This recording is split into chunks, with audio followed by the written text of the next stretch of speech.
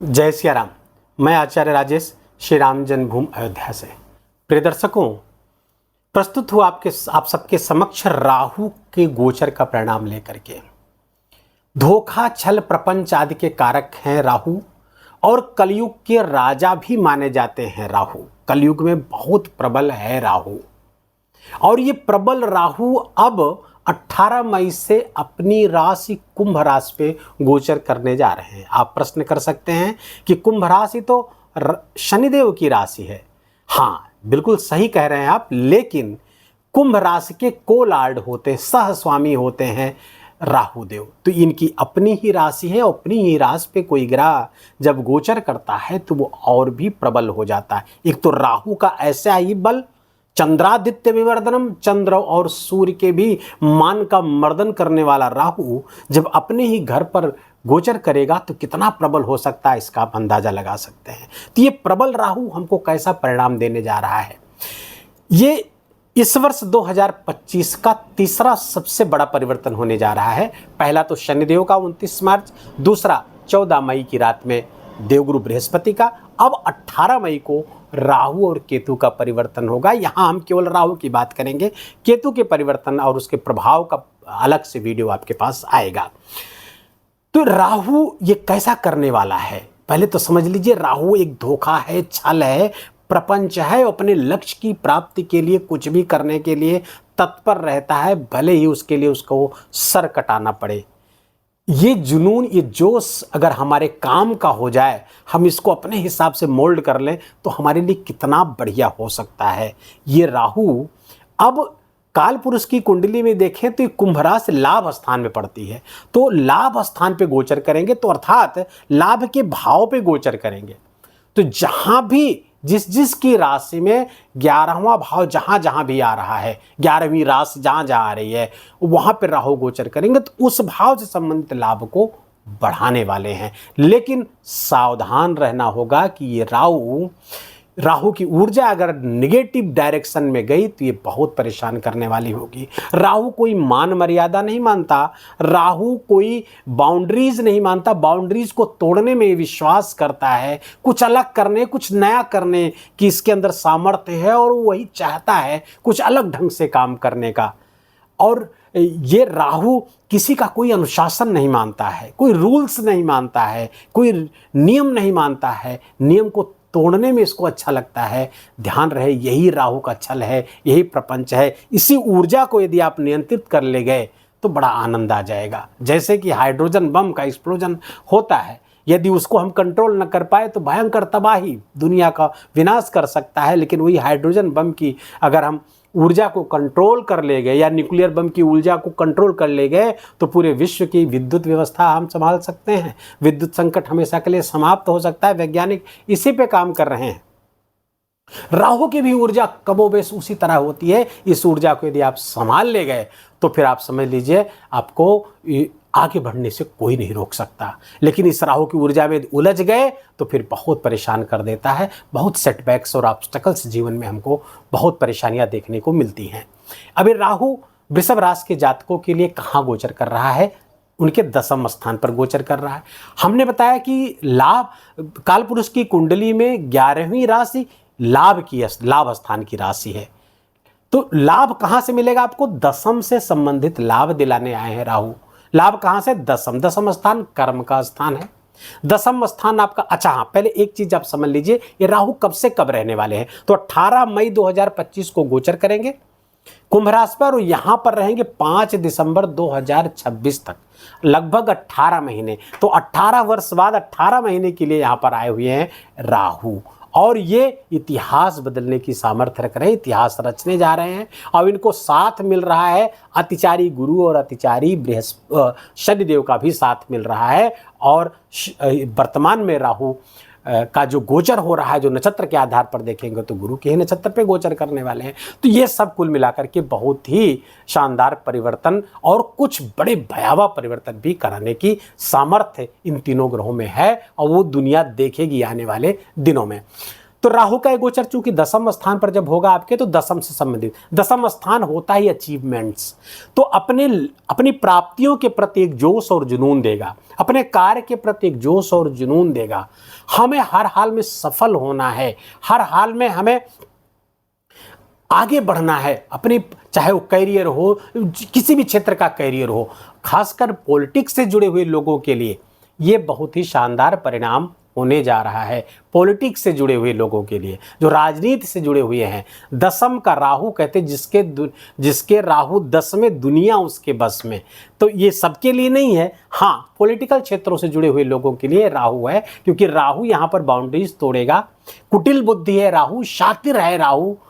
राजनीति, वर्तमान की राजनीति कुछ इसी तरीके से काम करती है, हम उस पर नहीं जाएंगे। फिलहाल ये कर्म क्षेत्र का विस्तार करने वाला है। राहु जहां बैठता है उस भाव को 10 गुना बढ़ाता है, उसको विस्तार देता है, उसको एक्सपेंड करता है, उस भाव को मैग्नीफाई कर देता है, बहुत बड़ा करके दिखाता है। तो ये राहु आपके कर्म क्षेत्र में विस्तार करेगा, कार्य क्षेत्र में विस्तार करेगा। नौकरी कर रहे हैं तो बिजनेस भी करने लगेंगे, बिजनेस कर रहे हैं तो नौकरी करने लगेंगे, या फिर इस तरह का परिवर्तन ला सकता है। राहु दसम आता है तो परिवर्तन भी लाता है, तो ये परिवर्तन हो सकता है। बहुत सारे लोग वृषभ राशि के जातक बिजनेस कर रहे हैं तो नौकरी में चले जाए, या नौकरी कर रहे हैं तो नौकरी छोड़कर बिजनेस करना शुरू कर दें।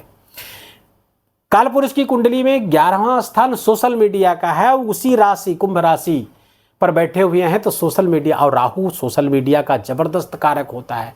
सोशल मीडिया पे, तो सोशल मीडिया से ऐसे लोग जो जुड़ेंगे वृषभ राशि के जातक, उनको विशेष लाभ, चाहे वो यूट्यूबर हो, फेसबुक पे काम करते हो, इंस्टाग्राम पे काम करते हो, उन सबको विशेष लाभ की स्थिति, मीडिया के क्षेत्र से बहुत सारे लाभ ये राहु देता हुआ दिख रहा है। अब ये राहु का एक बड़ा परिणाम आता हुआ दिख रहा है वृषभ राशि के जातकों के लिए, क्योंकि राहु की जो 5वीं दृष्टि है वो पड़ रही है आपके धन भाव पे। यहाँ पे जो राशि बैठी है, ना राहु की शत्रु है ना राहु की मित्र है, सम राशि है। तो राहु को यहां पर इस प्रोजेक्ट पे काम करने में कोई दिक्कत नहीं आएगी। हाँ, बहुत प्रसन्नता पूर्वक तो नहीं काम करेंगे, लेकिन काम करेंगे यहां पर, तो आपके धन के भाव को विस्तार करेंगे, आपके धन संग्रह में आपकी सहायता करेंगे, आपका एक्यूमुलेटेड वेल्थ, आपके बैंक बैलेंस को बढ़ाने वाले हैं ऐसे राहु। कुटुंब में थोड़ी समस्या यहां पर कर सकते हैं, क्योंकि वाणी पर राहु जाएंगे, कम्युनिकेशन का भाव है, उस पर दृष्टि पड़ेगी राहु की, तो वाणी में थोड़ी सी कड़वाहट आ सकती है, वहां पर थोड़ा ध्यान रखें। हाँ, राहु ऐसी भाषा जरूर बोलेगा जिससे लोग सम्मोहित हो जाएं, लेकिन ध्यान रहे राहु अगर दूसरी नेगेटिव एनर्जी अगर यहां पर डालता है तो वाणी को विकृत भी करने की स्थिति में है, तो वाणी पर बहुत कंट्रोल रखें, अन्यथा घर में कला, कुटुंब में कला का वातावरण बन सकता है। राहु की जो 7वीं दृष्टि है वो पड़ रही है आपके 4th स्थान पर, यह शत्रु दृष्टि है। यहाँ सिंह राशि है तो ये शत्रु दृष्टि है, ये यहाँ के भावों को तोड़ेगा।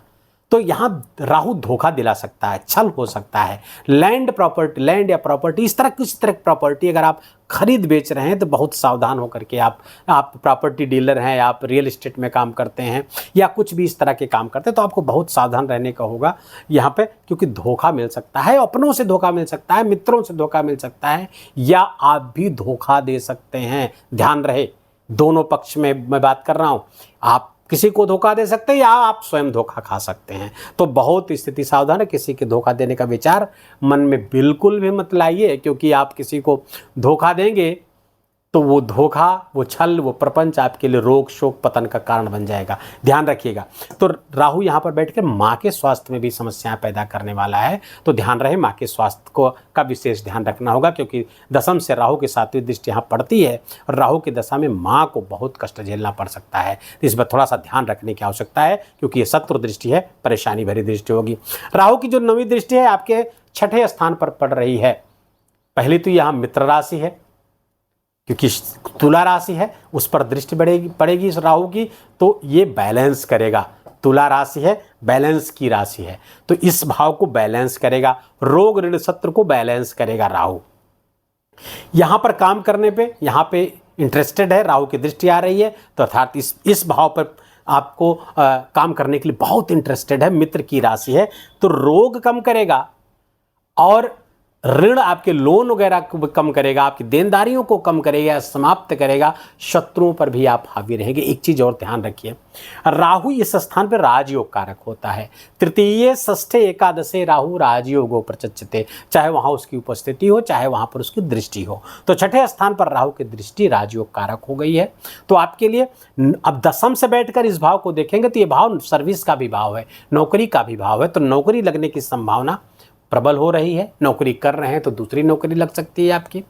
नौकरी की तलाश कर रहे हैं तो उसकी तलाश पूरी होगी राहु की नौकरी की राहु की दृष्टि के कारण। रोग ऋण शत्रु का समापन होगा। कोर्ट कचहरी मुकदमा यदि आपका चल रहा है तो उसमें भी राहत मिलेगी, उसके भी डिसीजंस आपके पक्ष में आने की संभावना को प्रबल कर रहे हैं राहु।